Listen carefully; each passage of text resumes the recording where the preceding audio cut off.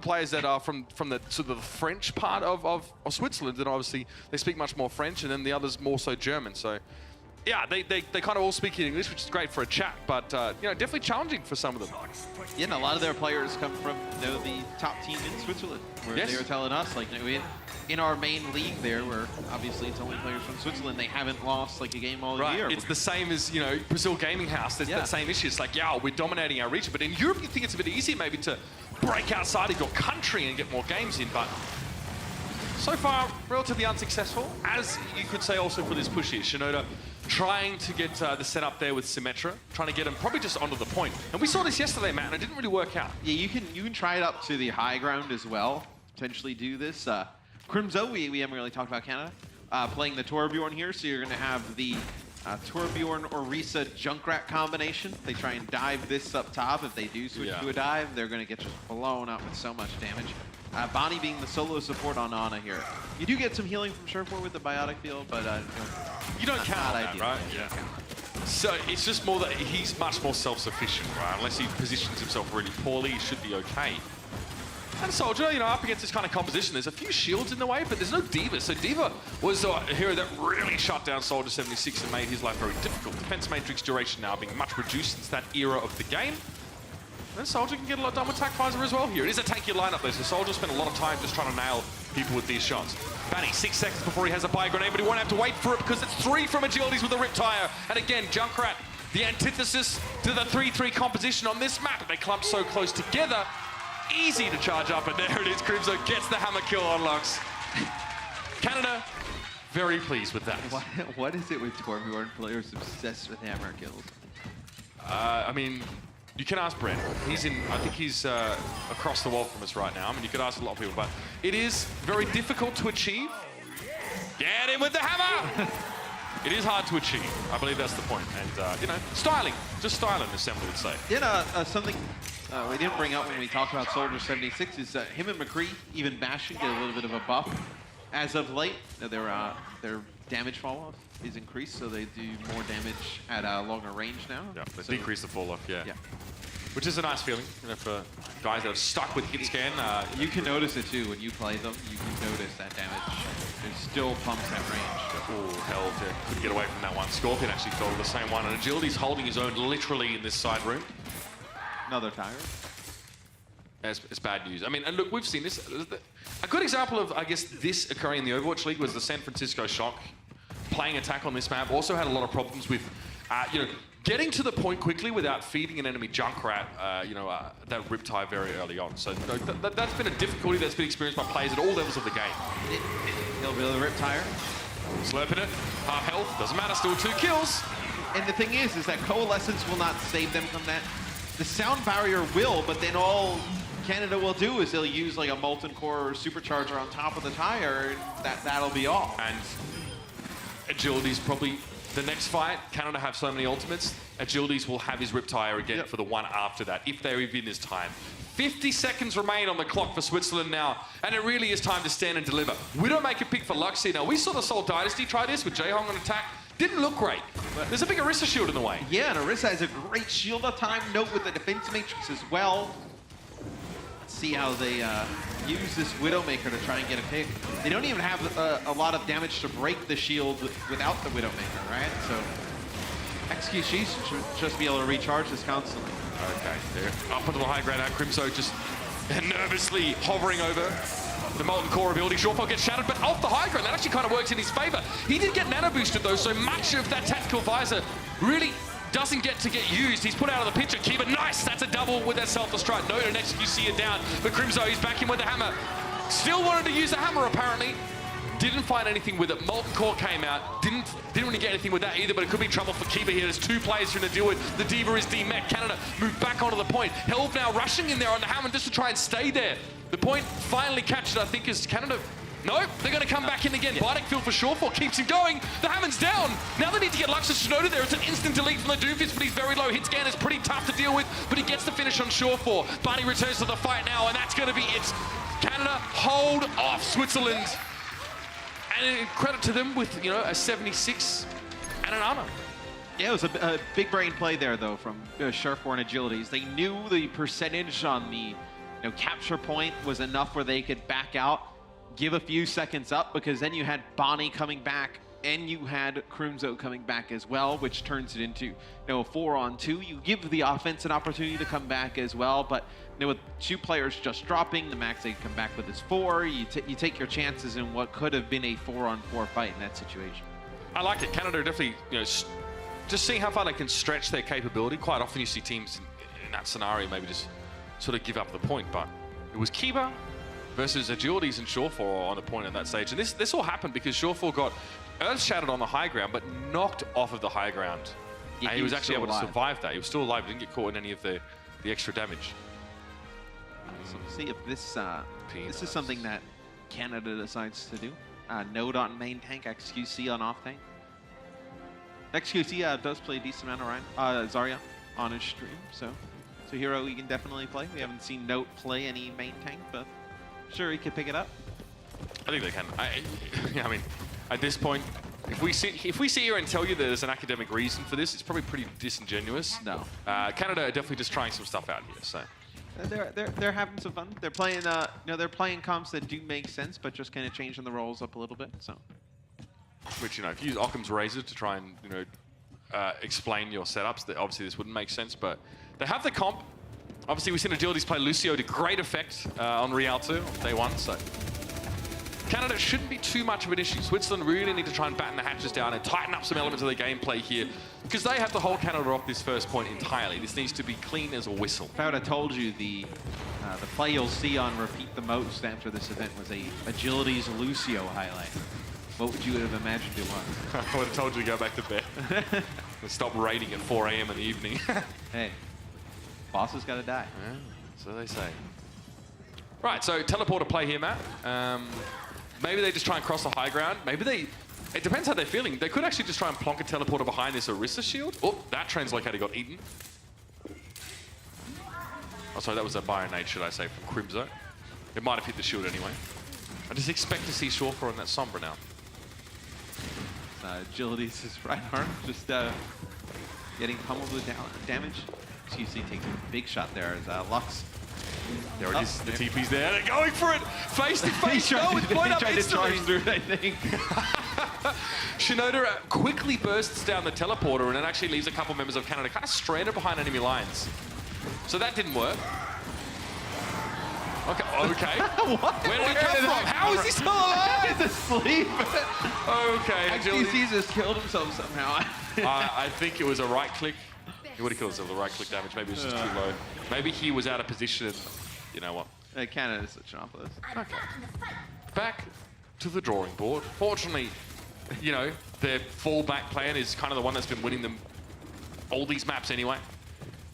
So they will have XQC back on the Winston Shawfall on the Sombra, which is kind of what we expect to see. Agilities on the Genji, and there it is. XQC straight in with the nano boost here. Great way to build up that first primal rage after just switching to Winston. Often the loss of ult economy when switching heroes is kind of a deterrent for changing your approach up. Shinoda goes for a Riptire and point-blank range. XQC, he's looking at it, he's like, oh, come on. Yeah, Shinoda's trying to protect himself, right? With his own Riptire, but XQC jumps over the top of it, and Shawfall kills the tire in the meantime. Well, ladies and gentlemen, you win or you learn. The reverse sweep will Switzerland not just happen. learned a lot. No reverse sweep. No, that's definitely off the table at this point, unfortunately. Despite what Shin would have us believe. And yeah, not a long map, obviously, because Switzerland had difficulty capturing that first point, which, like we said, it is the hardest first point to capture. At least it was for quite some time, as evidenced in the Overwatch League. So very difficult to push into a team as skilled as Canada, as experienced as well, playing around this very tight rope scenarios. Yeah, they had a tough. Yes, lane. Yep, the boop. No XCC getting in there in the back, but they had a tough time, Switzerland, playing around the Torbjorn play of Crimzo. I think is Torb. We don't really talk about dominant Torbs too often, but it was pretty strong there. The Torb plus the Junkrat of Agilities. It seems like they always had a Riptire available. They would use a tire, they'd get 2, they'd save onto a bunch of ults, and then the one time that Switzerland actually made a good push towards the point, you think it almost kind of fell apart when Surfboard fell off the side and he was able to stay alive. Yeah, If it he actually ends up, benefited him in a big yeah, way. if he ends up staying up on top of that high ground, it doesn't get pushed off with the low ground, they probably take him out, and then it's just agility. He's only like a 1-on-3 there, so they probably would have taken that first point. And he's trying to deal with a Diva as a Junkrat, which obviously if defense matrix timing is good, it's kind of hard for him to find the damage he needs. Obviously, you know, a lot of Junkrats get caught out because Divas run at them with the defense matrix. They try and throw a mine down to jump away and he gets eaten up. Regardless, that wasn't the case, and it was all smooth sailing for Team Canada.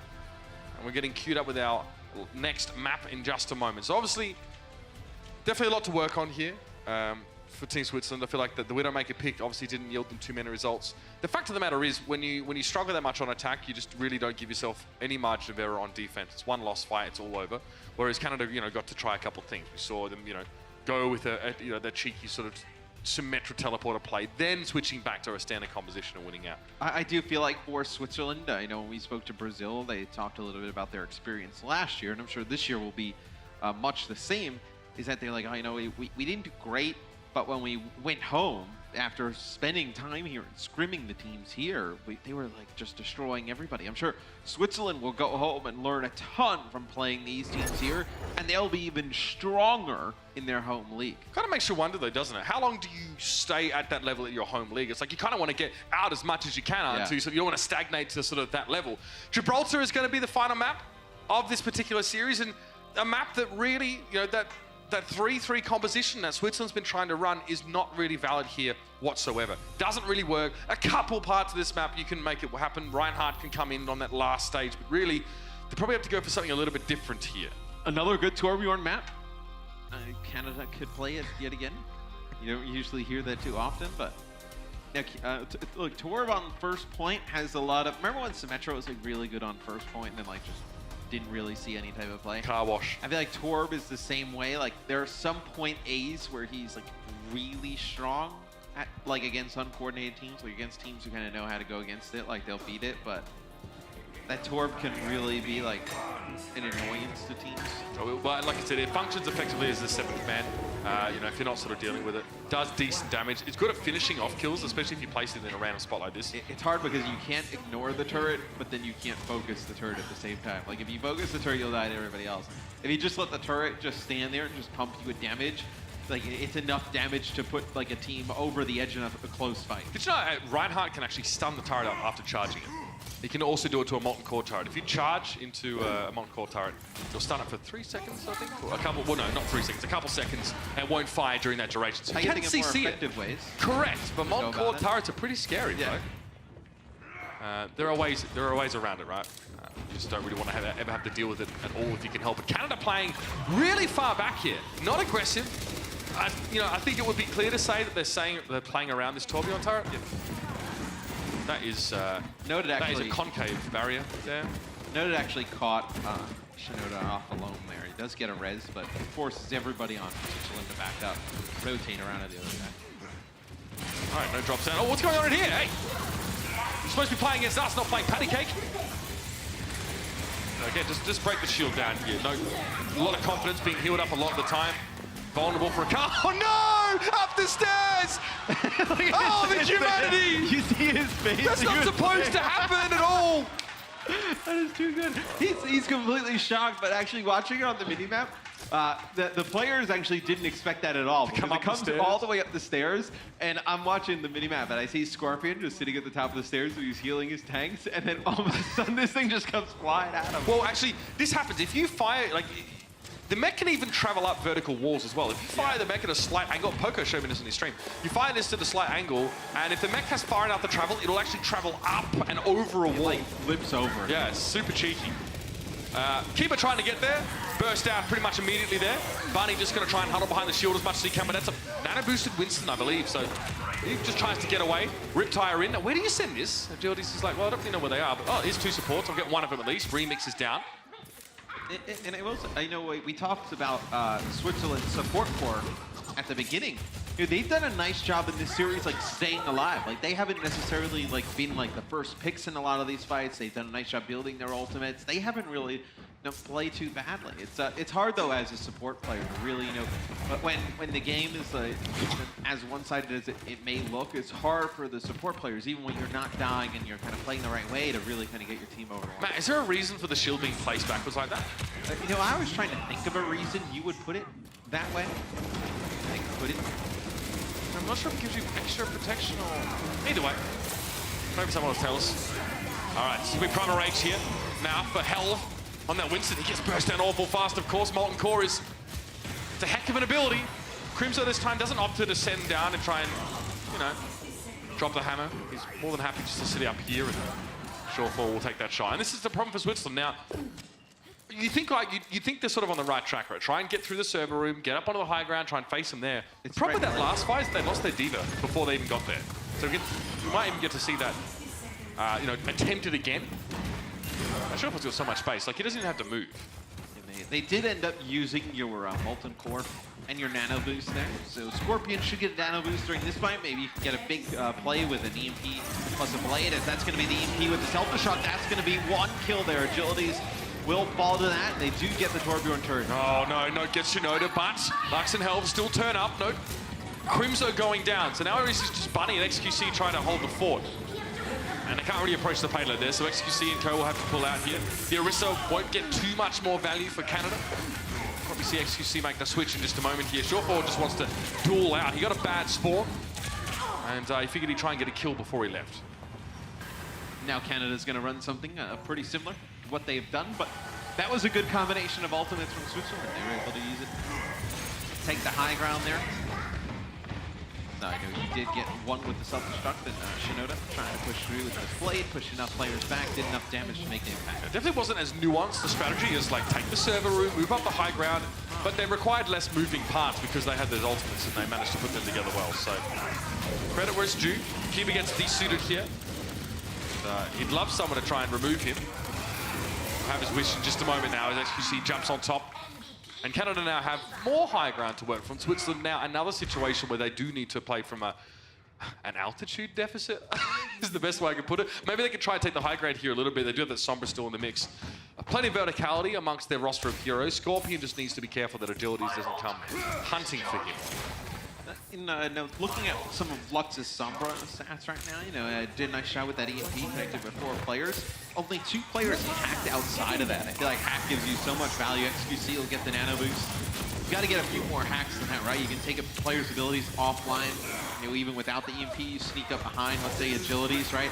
That can prevent Agilities doing this, just running through your team with all these Doomfist abilities. Sombra really strong against Doomfist. Yeah, the tough part for Switzerland is that Canada are just coming in one at a time. It's everyone at once. And XQC, really nice body block on that doorway earlier on. Kept both tanks for Switzerland inside.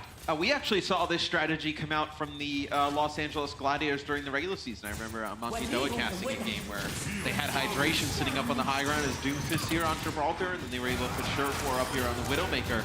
It was so difficult to get through those doors because you have the Winston on one side body blocking. You cover them all. Yeah, the Doomfist on the other, and they're so fast, both of those heroes, that they're able to just turn and just get to the low ground and do some damage there. So you kind of see, it's interesting. You think all the way back to Overwatch League, right? This is a strategy we saw some teams use, specifically the Gladiators, which featured Surefour use during the regular season. So this door is covered. The one below Shorefall is currently being eyed off by XQC. Agilities is on the right-hand side. So between all that, plus Vanny, Crimzo, and the rest is just on Overlook. Super hard to answer that. Now, this is what happens when a Doomfist is hacked. We haven't seen it much this map, but it makes it pretty frustrating to play. You can't do a heck of a lot. The hack expires, though, when he gets the Meteor Strike. Scorpion, no! It's turned into jam. And there it is. Canada, another strong defensive showing here on Gibraltar. The Swiss advance no further in the shuttle phase. And that's a tough one. The EMP was good. It connected with 3 players who just didn't get Crimzo, who had his Transcendent. So you weren't able to finish any of those hack players off. And then Agilities uses the Meteor Strike once he gets all his abilities back online and just able to win that fight. Stop any payload progress there from Switzerland. They do complete point A, though. They were able to break that Torbjorn setup. Just difficult breaking that point B. Canada was able to output about twice the amount of damage that Switzerland were able to achieve there, and kind of stands to reason that Canada were nicely set up there and had the high ground control. This is definitely a lesson, in multiple respects. for Switzerland. Canada aren't quite done yet. Be on the attack in just a moment here. Banny just hanging on by the skin of his teeth. But look at that little adjustment at the end. Now, and a sleep dart actually on the LAN client here and at home. Obviously, the lag time between you firing the shot is a little bit different. So I've spoken to some people who've come across and sort of played on LAN. And they said, I believe we were speaking to the Swiss team, and they said, no, it was IPN. Yeah. He said, yeah, like you don't have as much lead as you normally do online, or you need to lead more online. So it's trickier to hit on this client. It's funny how Crum said the same thing after the talent takedown. Yeah. He was playing a decent amount of Ana. But I think it's great to see a lot of the supports that we saw during the Overwatch League, during the Overwatch World Cup. During Overwatch League, we saw so much, Zen Mercy that we never really got to see, like, Bonnie play so many different. Came out of nowhere. We didn't get to see Bonnie play like really, any Ana or not as much Lucio, right? They would play Boink in certain situations on Lucio. So it's really nice that you get to see Raucus play some Ana again. It's really nice to see the support players be able to show off their versatility yet again with all the supports in the meta now. And that's as they would have wanted to do, right? The Overwatch League was just, you get in there, you play your very best. Okay. The double shield, double pirate ship strategy. So this is very effective. What it lacks in subtlety, it has in efficiency.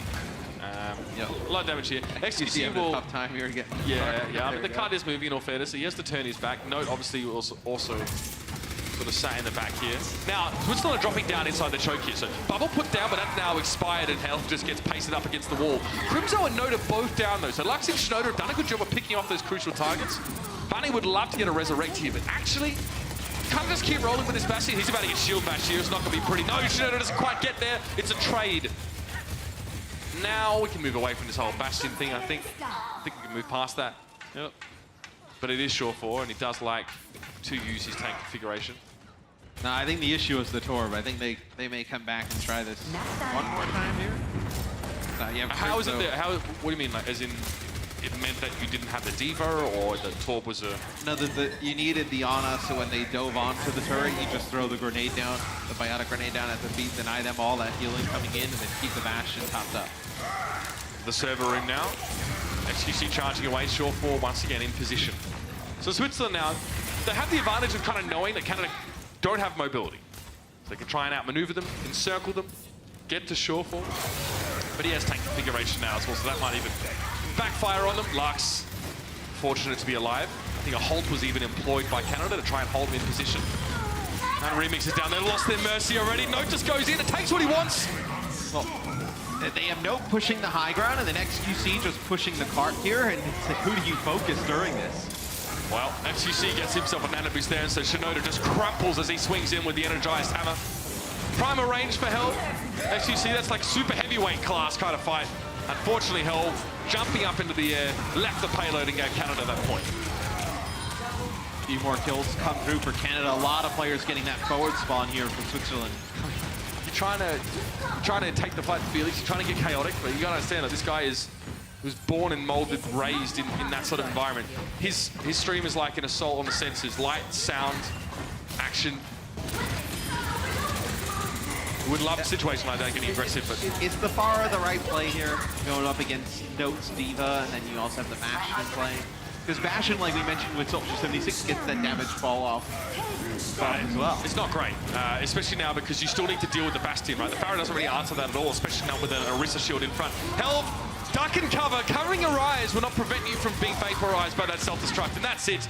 Canada, rather efficiently, to be honest, dispatch of Switzerland here. One of their final hurdles before they face their last game of the day, and of course, their rival in the United States. And you can tell Canada really wanted to get this 4-0, wanted to go in, and without a map loss to that final match against USA, where they did try some fun stuff, some stuff with Symmetra, Torbjorn, Bastion at times, but as soon as it didn't work, they switched off of it right away.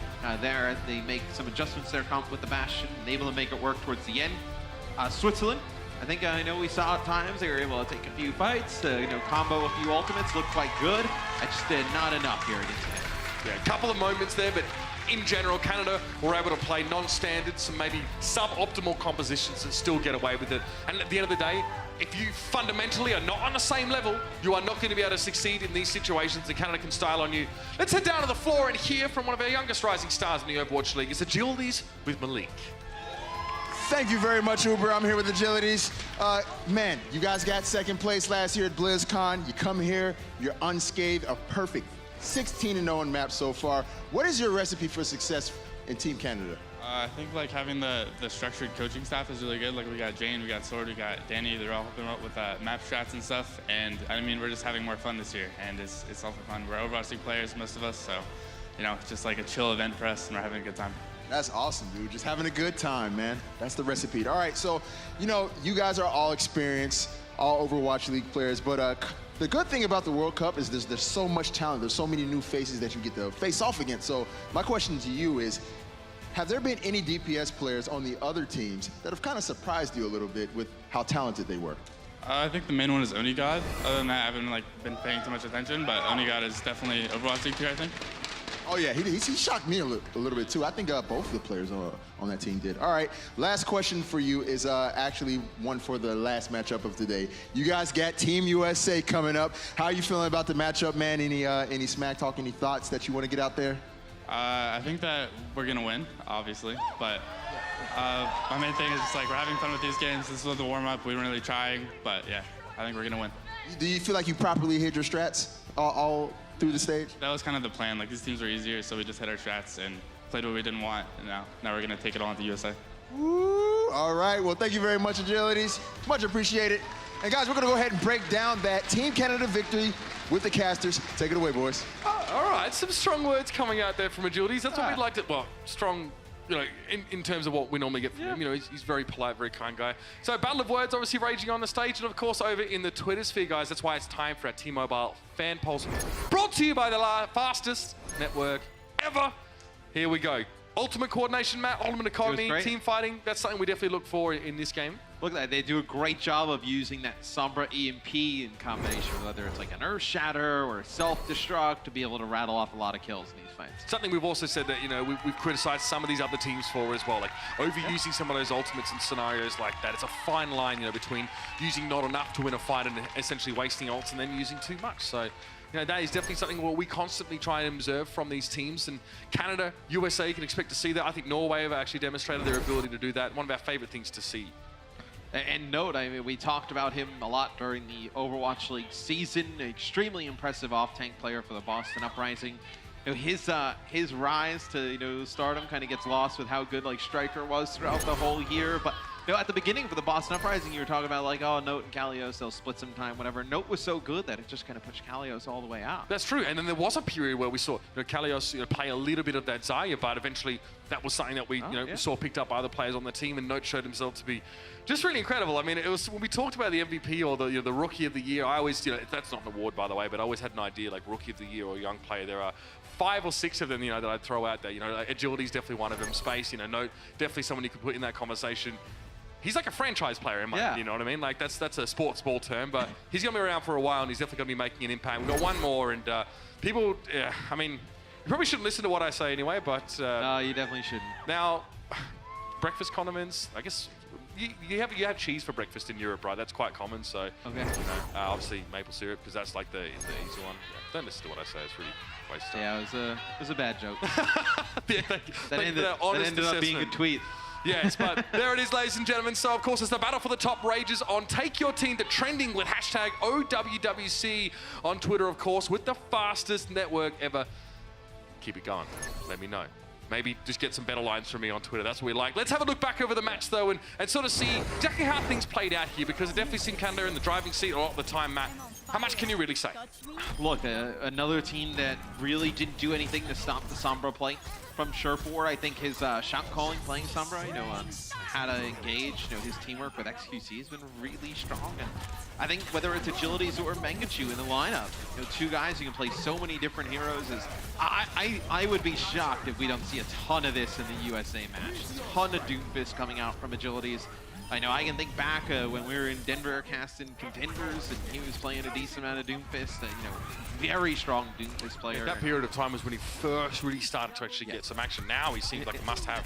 And I think if you're Switzerland, you go back and watch this fight over and over again, and this is kind of where things are going wrong for you. It says a lot, though, really, doesn't it? You use two big ultimates like an EMP and you use a Dragon Blade, and you're not able to win the fight because you leave a McCree standing in the middle of the open to just kind of take you out. Like, got to get a little bit better with prioritizing some of those targets. Again, it also comes to calling sort of midway through and later in the fight. You start a fight by calling a target, which is great, but once that target is down or if you lose the player, then you need to keep that communication going. I'd like to think that McCree normally would be pretty high up on the totem pole of of priorities when you're calling targets.